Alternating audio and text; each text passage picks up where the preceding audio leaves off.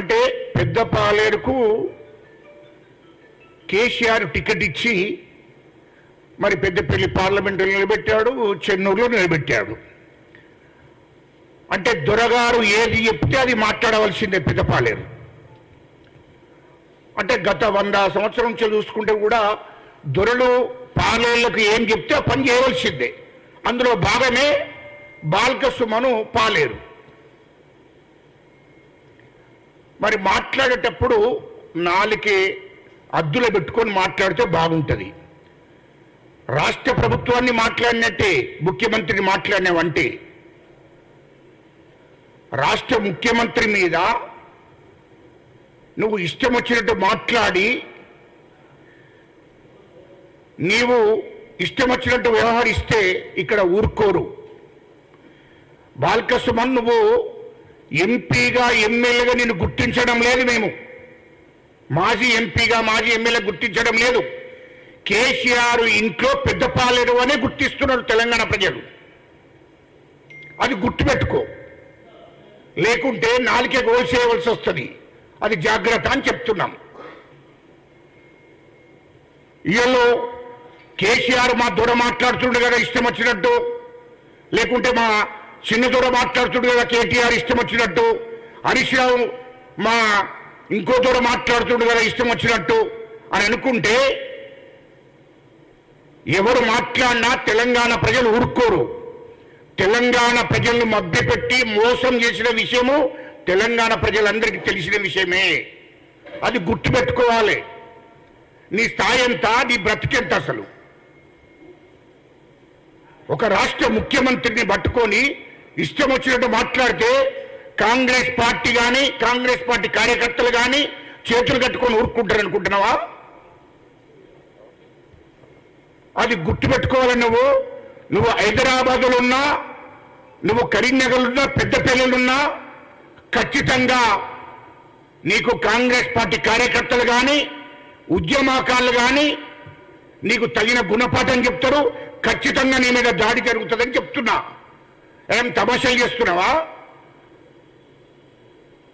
రాష్ట్ర ప్రభుత్వాన్ని, రాష్ట్ర ముఖ్యమంత్రిని గారిని మాట్లాడమే నాలుకే అడ్డు పెట్టుకొని మాట్లాడాలి. ఇష్టం వచ్చినట్టు మాట్లాడితే మీ దొర దగ్గర మాట్లాడు, అవి నడుస్తాయి. కాంగ్రెస్ పార్టీ నాయకుల మీద కానీ మా ముఖ్యమంత్రి మీద కానీ మాట్లాడితే ఊరుకుండే ప్రసక్తే లేదు. ఎందుకంటే నిన్ను మాట్లాడద్దనుకున్నా నేను.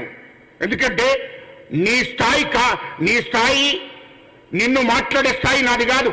ఎందుకంటే నువ్వు ఆఫ్టర్ ఒక పాలేరు కానివి, నీ గురించి నేను మాట్లాడేది అసలు అర్థం కాలే. మా కాంగ్రెస్ పార్టీ నాయకులు కూడా మాట్లాడేది కాదు. ఎందుకంటే ఒక పెద్ద పాలేరును మాట్లాడడం అంటే గ్రామంలో కానీ విలేజ్లో కానీ లేకుంటే మండలంలో కానీ ఓ పాలేరుని తీసుకొచ్చి మాట్లాడించాలి నిన్ను. నీ బతుకు అట్లాంటిది, నీ స్థాయి అట్లాంటిది. కానీ తప్పని పరిస్థితిలో మీ మాజీ ముఖ్యమంత్రి కేటీఆర్ హరీష్ రావు మాట్లాడిస్తుంది కాబట్టి మేము మాట్లాడుతున్నాం. అది గుర్తుపెట్టుకోవాలి. ఖచ్చితంగా సుమన్ మీద, బాల్క సుమన్ మీద ఖచ్చితంగా చట్టపరమైన చర్య తీసుకోవాలని చెప్పి ఈ సందర్భంగా నేను డిమాండ్ చేస్తున్నాను. ఎందుకంటే ఈ రకంగా మాట్లాడితే ప్రభుత్వాన్ని అవమానించినట్టే, ముఖ్యమంత్రిని అవమానించినట్టే, తెలంగాణ రాష్ట్ర ప్రజలు ఎన్నుకున్నటువంటి ముఖ్యమంత్రిని అవమానించినట్టు కాదు, తెలంగాణ ప్రజలను కూడా అవమానించినట్టే. ఎందుకంటే ప్రజలతోని ఎన్నుకోబడ్డాడు ముఖ్యమంత్రి. ముఖ్యమంత్రిని అవమానించడం అంటే ఏంటి? తెలంగాణ ప్రజలను అవమానించినట్టే కదా. కాబట్టి మీరు మాట్లాడే ముందు కొంచెం ఆలోచించి మాట్లాడాలంటున్నా. నువ్వు చదువుకున్నావు కదరా భయ్, చదువుకుంటే ఇదేనా నువ్వు నేర్చుకున్నది? అంటే మా కేసీఆర్ ద్వారా ప్రధానమంత్రిని మాట్లాడిండు, ఇప్పుడు నరేంద్ర మోడీ గారిని కూడా మాట్లాడిండు. మీకు ఎవరికి కూడా మీ యొక్క దొరకు కూడా దేశ ప్రధానులంటే లెక్కలేదు, దేశ ప్రధానమంత్రులంటే లెక్కలేదు. ఆనాడు మన్మోహన్ సింగ్ను కూడా అట్లే మాట్లాడిండు. కేసీఆర్ దురహంకారంతో మాట్లాడిండు. ఇలా నరేంద్ర మోడీ గారు 10 సార్లు 20 సార్లు హైదరాబాద్ వస్తే, ఈ దేశ ప్రధానమంత్రి హైదరాబాద్ వస్తే కూడా ఆయనకు స్వాగతం పలకలేదు, అవమానించాడు. ఇది వాస్తవం. ఏ పార్టీ అయినా నాకు సంబంధం లేదు, దేశ ప్రధానమంత్రిని ఆ విధంగా అవమానించాడు. ఆ కేటీఆర్ దేశ ప్రధానమంత్రిని అవమానించాడు. మా ముఖ్యమంత్రిని కూడా మాట్లాడడం జరుగుతుంది. అది మేము రెండో వ్యక్తిగా కేటీఆర్ను కూడా గుర్తు చేస్తున్నా. కేటీఆర్, నువ్వు కూడా మాట్లాడేటప్పుడు, రాష్ట్ర ముఖ్యమంత్రిని మాట్లాడేటప్పుడు జాగ్రత్తగా మాట్లాడు. మీరు ఇష్టం వచ్చినట్టు మాట్లాడితే ఇక్కడ ఊరుకునడానికి ఎవరు లేరు. జాగ్రత్త. హరీష్ రావు గారు కూడా ఇష్టం వచ్చినట్టు ఈ తెలంగాణ ప్రజలను పక్కదో పట్టించాలని చూస్తున్నాడు. తెలంగాణ ప్రజలకు నీ దృఢ సంగతి మొత్తం తెలుసు. ముఖ్యంగా కేసీఆర్ కుటుంబం గురించి మొత్తం తెలుసు. అదేం మర్చిపోతాను అనుకుంటున్నావా? హరీష్ రావు గతంలో ఉద్యమం చేస్తున్నప్పుడు కూడా ఢిల్లీలో ఒక దళితుడిని కొట్టావు. అది ఇప్పటికీ మర్చిపోలేదు. ఒక దళిత ఆఫీసర్ని కొట్టాడు, మర్చిపోలేదు. ఇక్కడ ఒక పోలీస్ కానిస్టేబుల్ను, ఎస్ఐని, అరే ఏంది అని చెప్పి ఉద్యమం నడుస్తున్న కాలంలో పోలీసు వాళ్ళు అరెస్ట్ చేయడానికి వాళ్ళ డ్యూటీ వాళ్ళు చేస్తారు. వాళ్ళని ఇష్టం వచ్చినట్టు దురహంకారంతో మాట్లాడాడు హరీష్ రావు. అది కూడా నేను గుర్తు చేస్తున్నా. కేటీఆర్ కూడా ఒక సిఐని పట్టుకొని, ఒక ఏసీపీని పట్టుకొని, ఏందిరా రికార్డు ఉంది, అంత మీడియాలో రికార్డు ఉంది. ఇష్టం వచ్చినట్టు ఒక బీసీ ఏసీపీ, ఒక దళిత సిఐని వీళ్ళు ఇష్టం వచ్చినట్టు మీరు గత ఉద్యమం నడుస్తున్న కాలంలో కూడా దురహంకారాన్ని చూపించారు మీరు. అది గుర్తు చేస్తున్నా నేను. ఇప్పుడు కూడా మీరు ఇష్టం వచ్చినట్టు అమర్యాదగా రాష్ట్ర ముఖ్యమంత్రి గారిని, దేశ ప్రధానమంత్రి గారిని, సోనియా గాంధీ గారిని, ప్రియాంక గాంధీ గారిని మీ కుటుంబం మాట్లాడుతుంది. అది మానుకోకపోతే ఇక మీరు చెప్పడం, ప్రెస్ మీట్లు పెట్టడం కాదు, మీ ఇండ్లు ముట్టడించడం జరుగుతుంది. ఇది రెండోసారి చెప్తున్నా. ఇది ఇప్పుడు ఆచరణలో జరుగుతుంది అని చెప్తున్నా. మీరు మా తెలంగాణ ప్రజల గురించి మాట్లాడవలసిన అవసరం లేదు. తెలంగాణ ప్రజలను మభ్యపెట్టి మోసం చేసి 10 ఏళ్ళు ఈ రాష్ట్రాన్ని పరిపాలించారు. ఇది వాస్తవానికి తెలంగాణ రాష్ట్రం ఇచ్చింది, తెలంగాణ తల్లి సోనియా గాంధీ ఇచ్చింది ఇక్కడ ఉన్నటువంటి ఎస్సీ, ఎస్టీ, బీసీ మైనార్టీల కోసం, ఇక్కడ ఉన్నటువంటి 95% ఉన్న ప్రజల కోసం ఇచ్చింది తెలంగాణ రాష్ట్రం. అట్లాంటి రాష్ట్రాన్ని మీరు సొంతం చేసుకొని తెలంగాణ రాష్ట్ర ప్రజలను మోసం చేశారు. ఇది వాస్తవాలు. ఎందుకంటే ఇవాళ ఏమంటుండో హరీష్ రావు, మేము 2004లో రాజీనామా చేసిన. ఏంటికి రాజీనామా చేసిండ్రు? ఏంటికి రాజీనామా చేసిండ్రు? అప్పుడు వైఎస్ రాజశేఖర రెడ్డి ప్రభుత్వంలో హరీష్ రావును, నరసింహారెడ్డి గారు మంత్రులు ఎందుకు తీసుకున్నారా? తెలంగాణ రాష్ట్రం వచ్చేదాకా మీకు నిజంగానే తెలంగాణ రాష్ట్రం సాధించిన లక్ష్యం మీకుంటే మీరు ఎమ్మెల్యేగా ఎందుకు పోటీ చేశారు? ఎందుకు మంత్రి పదవులు తీసుకున్నారు? దీనికి జవాబు చెప్పండి. మంత్రి పదవులు ఎందుకు తీసుకున్నారు? మంత్రి పదవులు అనుభవించారు, అదేవిధంగా మళ్ళీ రాజీనామా చేశారు. అంటే తెలంగాణ ప్రజలను రెచ్చగొట్టుకుంటా మీరు పబ్బని గడుపుకున్నారు. ఈ రాష్ట్రంలో తెలంగాణ ప్రజల సెంటిమెంట్ను వాడుకున్నారు. ఇవాళ మేము రాజీనామా చేసుకున్నారా? మరి మేము తెలంగాణ రాష్ట్రం వచ్చేదాకా మేము పోటీ చేయమనుకున్నారా? కొండ లక్ష్మణ్ బాపూజీలాగా కాదు కదా. మీరు రాజీనామా చేసుడు, పోటీ చేయడం, రాజీనామా చేసుడు. నువ్వు హరీష్ రావు నువ్వు రాజీనామా చేస్తావు, పోటీ చేస్తావు. కేసీఆర్ రాజీనామా చేస్తాడు, పోటీ చేస్తాడు. కేటీఆర్ రాజీనామా చేస్తాడు, పోటీ చేస్తాడు. మీ ఎమ్మెల్యే రాజీనామా చేస్తాడు, మళ్ళీ పోటీ చేస్తాడు. ఏమిటికయ్యా అంటే తెలంగాణ ప్రజలను రెచ్చగొట్టడం కోసం మీరు రాజీనామా చేసుకుంటా మళ్ళీ 2 నెలల్లో మళ్ళీ ఎమ్మెల్యే అవడం. ఇది మీరు త్యాగాలు చేసింది. త్యాగం అంటే ఏంటి? త్యాగం అంటే ఏంటి? నిజంగానే తెలంగాణ రాష్ట్రాన్ని సాధించిన లక్ష్యం ఉంటే రాజీనామా చేసి ప్రజల్లో కలిసి ప్రజలతో పోరాటం చేసి రాష్ట్రాన్ని సాధించేది ఉండే దాన్ని అంటారు పోరాటం అని, దాన్ని అంటారు ఉద్యమం అని. ఏమున్నా మేము రాజీనామా చేసినాం. రాజీనామా చేసి ఏం చేసిర్రు? బ్లాక్మెయిల్ చేశారు. వైఎస్ రాజశేఖర రెడ్డి గారిని ఆనాడు బ్లాక్మెయిల్ చేశారు. మీరు పన్ను ఎంచుకోవడం కోసం, మీ పబ్బాలు గడుపుకోవడం కోసం, మీ రాజకీయ భవిష్యత్తును నిలబెట్టుకోవడం కోసం మళ్ళా 2009లో చంద్రబాబు నాయుడిని బ్లాక్మెయిల్ చేశారు, ఆయనతో పొత్తు పెట్టుకున్నారు.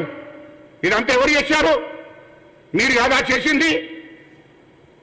అంటే ఈరోజు తెలంగాణ ప్రజలను ఏ శత విధాలుగా మీరు రెచ్చగొట్టుకుంటూ అనేక ప్రయత్నాలు కొనసాగించారు. మీరు తెలంగాణ ప్రజలను మోసం చేశారు, దగా చేశారు. తెలంగాణ ప్రజలను అన్ని రకాలుగా నష్టం చేసింది మీ కుటుంబమే. తెలంగాణ ఉద్యమకారులను ఆర్థికంగా, సామాజికంగా అన్ని రకాలుగా నష్టం చేసింది మీ యొక్క కుటుంబమే. వాస్తవము. ఇవాళ 2008 నుంచి 2014 దాకా తెలంగాణ ఉద్యమకారులు, తెలంగాణ విద్యార్థులు అనేక విధాలుగా నష్టాలు జరిగినాయి. ఆర్థికంగా నష్టం జరిగింది, రాజకీయంగా నష్టం జరిగింది. త్యాగం చేసి ఉద్యమాలు చేయడం మూలంగానే తెలంగాణ రాష్ట్రం వచ్చింది. కానీ మీరెక్కడన్నాయా? మీరు ఎక్కడ ఉద్యమాలు చేశారో చెప్పండి, ఎక్కడ జైల్లో ఉన్నారో చెప్పండి. అది లేదు. కేసీఆర్ ఒక్కనాడన్న పార్లమెంట్లో కూర్చుండి తెలంగాణ రాష్ట్రం కావాలని కోరిందా? మరి లేదే. తెలంగాణ రాష్ట్రం సోనియమ్మ మిమ్మల్ని చూసి ఇచ్చారా? ఇక్కడ 1200 మంది బిడ్డలు చనిపోయిండ్రు, శ్రీకాంతచారి లాంటి వాళ్ళు చనిపోయిందని చలించిపోయింది. తెలంగాణ ఉద్యమకారులు, తెలంగాణ ఉద్యోగ సంఘాలు, పొలిటికల్ చేసి కోదండరామ్ గారు, ఇటు ప్రజా సంఘాలు చేసి మేమందరం కలిసి కేంద్రం మీద ఒత్తిడి తీసుకొచ్చాం. ఇక్కడ ఉన్నటువంటి అన్ని పార్టీల ఎమ్మెల్యేలను ఎంపీలను ఏకం చేశాం. సోనియమ్మ దగ్గరికి తీసుకెళ్ళాం, కేంద్రం మీద ఒత్తిడి తీసుకొచ్చాం. కాబట్టే తెలంగాణ రాష్ట్రం ఇచ్చాది. మిమ్మల్ని చూసి తెలంగాణ రాష్ట్రం ఇయ్యలే. ఎక్కడ మీరు ఎక్కడ ఏం ఉద్యమం చేశారు? ప్రజలు ఉద్యమం అంటే ఏంటి?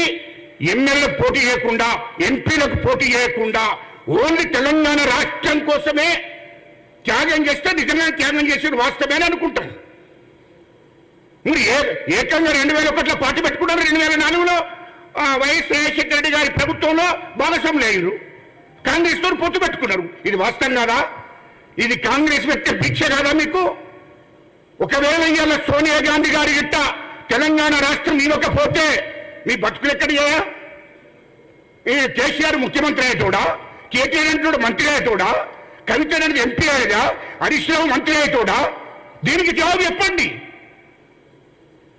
అరే అధికారం పోగానే పిచ్చోల్లాగా, సైకోల్లాగా ప్రవర్తిస్తున్నారు. ఇదేం పద్ధతి? వీళ్ళు ఇష్టం వచ్చినట్టు రాష్ట్ర ముఖ్యమంత్రిని పట్టుకోండి. రాష్ట్ర ముఖ్యమంత్రి మీ అయ్యా కేసీఆర్ ముఖ్యమంత్రి ఉన్నప్పుడు మీ కేసీఆర్ని ఎవరినైనా చెప్పుతోడు కొడతారంటే కొడతారా మీరు? అది చెప్పండి. ఇది పద్ధతేనా అంటున్నా. మీ రాష్ట్ర ముఖ్యమంత్రి కేసీఆర్ను ఆనాడు ముఖ్యమంత్రి ఉన్నప్పుడు చెప్పు అటు కొడతానంటే ఊకుండే వాళ్ళేనా? అది చెప్పండి అంటున్నా. అమర్యాదగా మాట్లాడడం మానుకోవాలి. ఇకనైనా చదువుకున్నారు కదా. ఆనాడు దళితులను, గిరిజనులను, అణగారిన కులను అణిసివేసినట్టు కాదు. ఈరోజు ప్రజాస్వామ్యం ఈ దేశం, ప్రజాస్వామ్యం ఈ రాష్ట్రం దొరలు కబ్జా చేసినట్టు రాష్ట్రాన్ని ఇలా విముక్తి అయింది. మిరియాలో తెలంగాణ రాష్ట్రము మీ నలుగురు చేతుల్లో ఉండే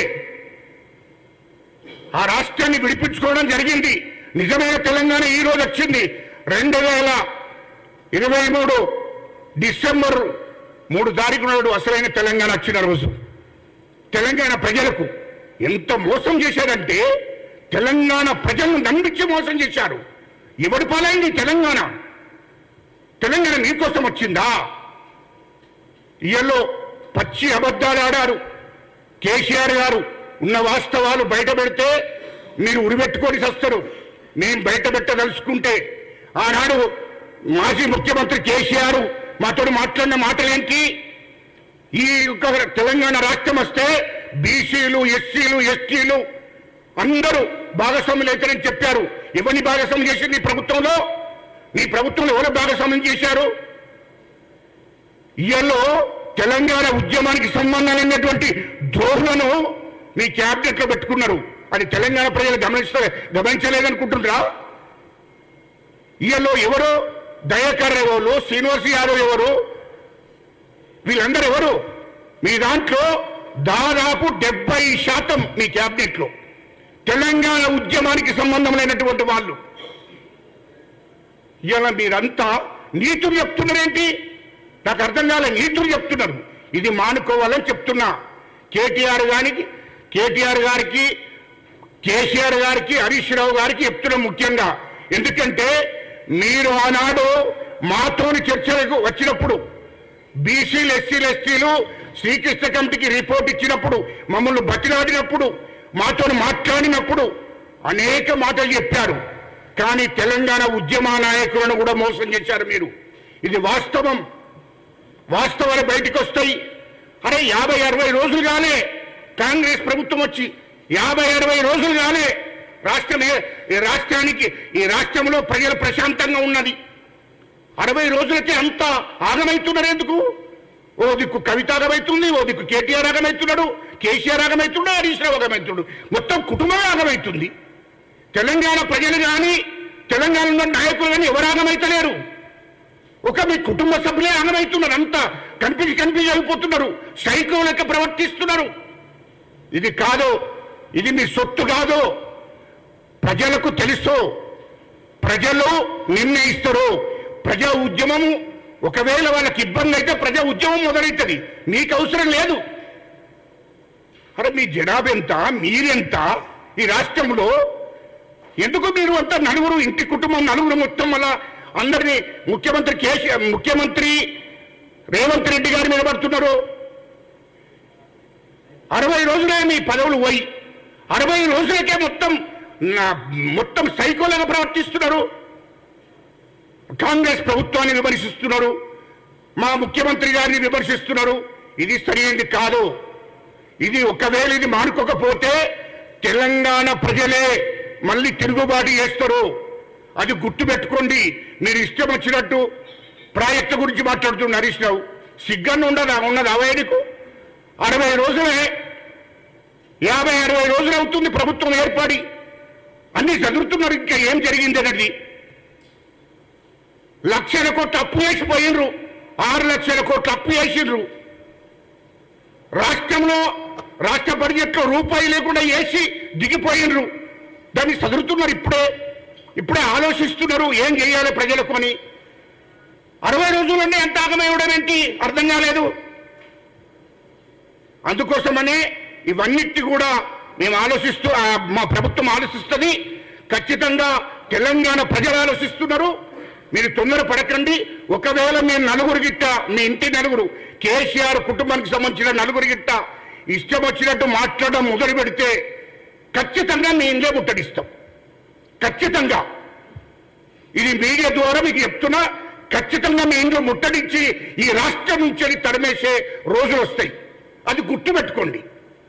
చేతులు కట్టుకొని లేము, చేతులకు గాజులు వేసుకొని లేము. అది గుర్తుపెట్టుకో. ఇది హరీష్ రావు గారికి చెప్తున్నా, కేటీఆర్కి చెప్తున్నా, జాగ్రత్త. మీరు ఇష్టం వచ్చినట్టు మాట్లాడితే పడడానికి కాంగ్రెస్ పార్టీ సిద్ధంగా లేదు. కాంగ్రెస్ పార్టీ ప్రభుత్వాన్ని, మా రేవంత్ రెడ్డి గారిని ఎన్నుకున్నది తెలంగాణ రాష్ట్ర ప్రజలు. ఆ ప్రజలు నిర్ణయిస్తారు ఏం చేసినా. మీరు కాదు, మీ నలుగురు కాదు నిర్ణయించేది. తెలంగాణ ప్రజలే నిర్ణయిస్తారు. జాగ్రత్త. ఒకటి తర్వాత ఒకటి స్కీములన్నీ అమలు చేయడం జరుగుతుంది. ప్రజలకు ఏం చేయాలో అన్ని ఆలోచిస్తున్నారు. మీరు చెప్పిన మాటలన్నీ మీరు మోసం చేసినట్టు కాదు. ఇది చాలా పకడ్బందీగా ప్రభుత్వము అన్ని నిర్ణయాలు ఆలోచించి తీసుకుంటుంది. ఇది ప్రజాస్వామ్యం ఏ విధంగా నడవాలి, ఇది ప్రజాస్వామ్య ప్రభుత్వము. ఈ ప్రభుత్వాన్ని ఏ విధంగా నడపాలనేది కాంగ్రెస్ పార్టీకి తెలుసు.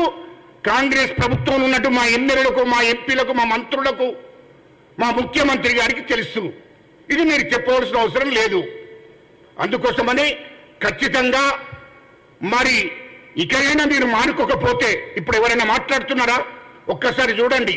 ఎవరన్నా ఈ రాష్ట్రంలో మాట్లాడుతున్నారా? కేటీఆర్, హరీష్ రావు, కవిత, అలపెట్టపాలేరనేటోడు నిన్న మాట్లాడాడు. ఇంకా బయట వాళ్ళు ఎవరైనా మాట్లాడారా? ఎవరు లేరు, మాట్లాడడం లేదు. ఎందుకు మాట్లాడలేము? కాంగ్రెస్ ప్రభుత్వం ఏర్పడి 60 రోజులు అవుతుంది. తెలంగాణ ప్రజలు విముక్తైన రోజు. ఇయలో సోనియా గాంధీని మోసం చేశాడు కేసీఆర్, తెలంగాణ ప్రజలను మోసం చేశాడు. రాష్ట్రం ఏర్పాటైన వెంటనే వాళ్ళ అధికారంలోకి వచ్చారు. మళ్ళీ 100 సంవత్సరాలు వెనక్కు నెట్టేశాడు తెలంగాణ రాష్ట్ర ప్రజలు. ఇయలో 1000 కోట్లు సంపాదించుకున్నారు, తరతరాలు బతికేంత ఆస్తులు సంపాదించుకున్నారు కేసీఆర్ కుటుంబం. మీరు కాంగ్రెస్ ప్రభుత్వానికి నీతులు చెప్తే వినడానికి సిద్ధంగా లేదని చెప్పి ఈ సందర్భంగా నేను తెలియజేస్తున్నాను. ఖచ్చితంగా జరగబోయే పరిణామాలకు వాళ్ళ కుటుంబమైన బాధ్యత వహించాలని చెప్పి మరి ఈ సందర్భంగా నేను తెలియజేస్తూ ముగిస్తున్నాను.